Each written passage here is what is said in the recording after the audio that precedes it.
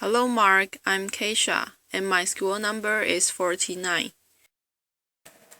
Hello, Mark. I'm Keisha. Here's the speech I Have a Dream by Martin Luther King. I'm happy to join with you today in what will go down in history as the greatest demonstration for freedom in the history of our nation. 50 years ago, a great American, in whose symbolic shadow we stand today, signed the Emancipation Proclamation. This momentous decree came as a great beacon light of hope to millions of Negro slaves who had been seared in the flames of withering injustice. It came as a joyous daybreak to end the long night of their captivity. But 100 years later, the Negro still is not free. 100 years later, the life of the Negro is still sadly crippled by the manacles of segregation and the chains of discrimination. 100 years later, the Negro lives on a lonely island of poverty in the midst of a vast ocean of material prosperity. 100 years later, the Negro is still languished in the corners of American society and finds himself an exile in his own land. And so we've come here today to dramatize a shameful condition. In a sense, we've come to our nation's capital to cash a check. When the architect of our republic wrote the magnificent word of the Constitution and the Declaration of Independence, they were signing a promissory note to which every American was to fall heir. This note was a promise that all men, yes, black men as well as white men, would be guaranteed the unalienable rights of life, liberty, and the pursuit of happiness. It is obvious today that America has defaulted on these promissory notes, insofar as her citizens of color are concerned. Instead of honoring this sacred obligation, America has given the Negro people a back check, a check which has come back marked insufficient funds. But we refuse to believe that the Bank of Justice is bankrupt. We refuse to believe that there are insufficient funds in the great vaults of opportunity of this nation. And so, we've come to cash this check, a check that will give us upon demand the riches of freedom and the security of justice. We have also come to this hollow spot to remind America of the fierce urgency of now. This is no time to engage in the luxury of cooling off or to take the tranquilizing drug of gradualism. Now is the time to make real promise of democracy. Now is the time to rise from the dark and desolate valley of segregation to the sunlit pace of racial justice. Now is the time to lift our nation from the quicksand of racial injustice to the solid rock of brotherhood. Now is the time to make justice a reality for all of God's children. It would be fatal for the nation to overlook the urgency of the moment. This sweltering summer of the Negro's legitimate discontent will not pass until there is an invigorating autumn of freedom and equality. 1963 is not an end, but a beginning, and those who hope that the Negro needed to blow off steam and will now be content will have a rude awakening if the nation returns to business as usual. And there will be neither rest nor tranquility in America until the Negro is granted his citizen rights. The whirlwinds of revolt will continue to shake the foundations of our nation until the bright day of justice emerges.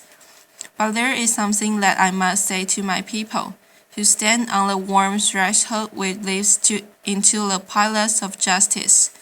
In the process of gaining our rightful place, we must not be guilty of wrongful deeds. Let us not seek to satisfy our thirst for freedom by drinking from the cup of bitterness and hatred. We must forever conduct our struggle on the high plane of dignity and discipline. We must not allow our creative protest to degenerate into physical violence. Again and again, we must rise to the majestic heights of meeting physical force with soul force. The marvelous new militancy which has engulfed the Negro community must not lead us to a distrust of all white people. For many of our white brothers, as evidenced by their presence here today, have come to realize that their destiny is tied up with our destiny, and they have come to realize that their freedom is inextricably bound to our freedom. We cannot walk alone, and so as we walk, we must make the pledge that we shall always march ahead. We cannot turn back.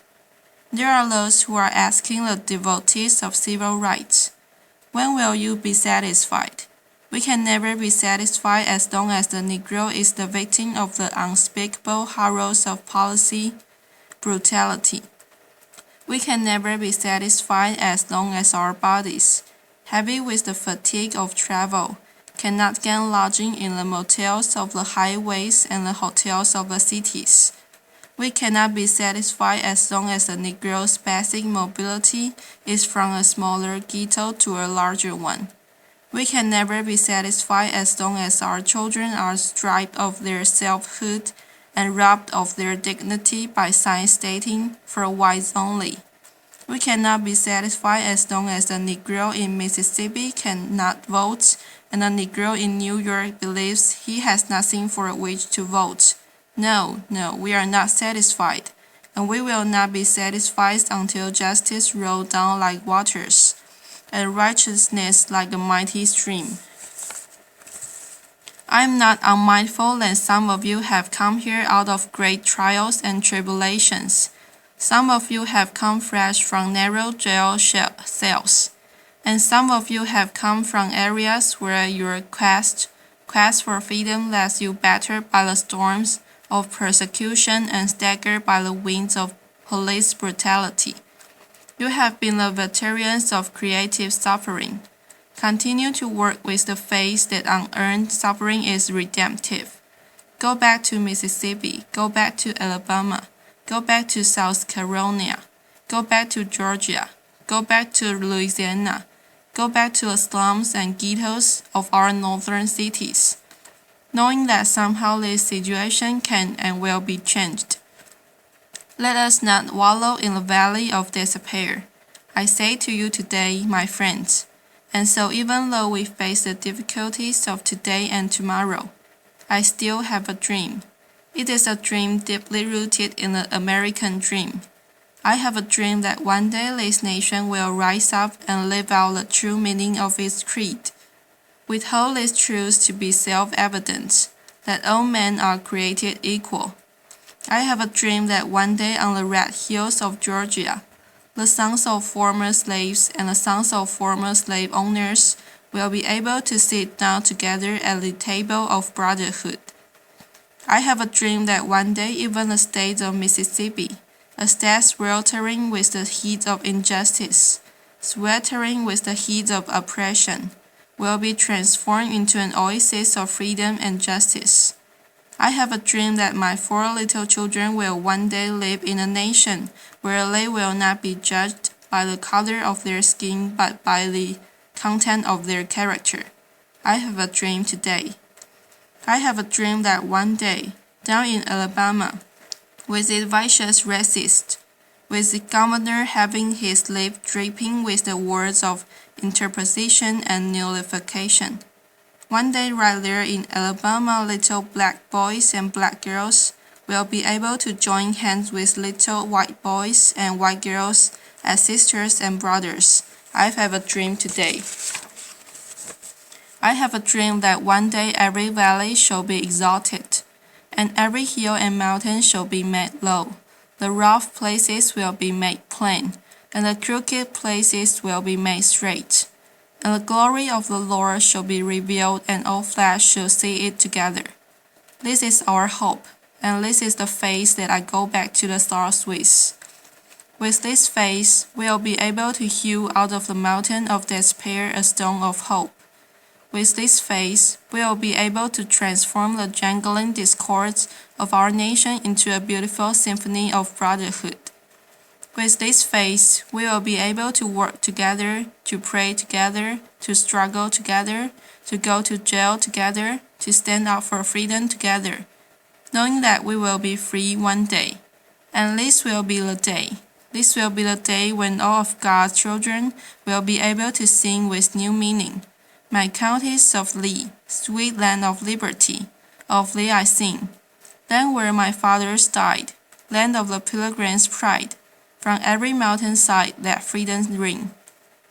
And if America is to be a great nation, this must become true, and so let freedom ring from the prodigious hilltops of New Hampshire.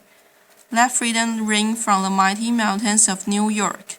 Let freedom ring from the highland Alleghenies of Pennsylvania. Let freedom ring from the snow-capped Rockies of Colorado. Let freedom ring from the curvaceous slopes of California. But not only that, let freedom ring from the Stone Mountain of Georgia.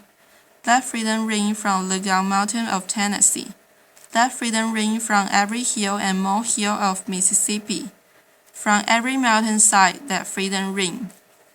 And when this happens, and when we allow freedom ring, when we let it ring from every village and every hamlet, from every state and every city, we will be able to speed up that day when all of God's children, black men and white men, Jews and Gentiles, Protestants and Catholics, will be able to join hands and sing in the words of the old Negro spiritual.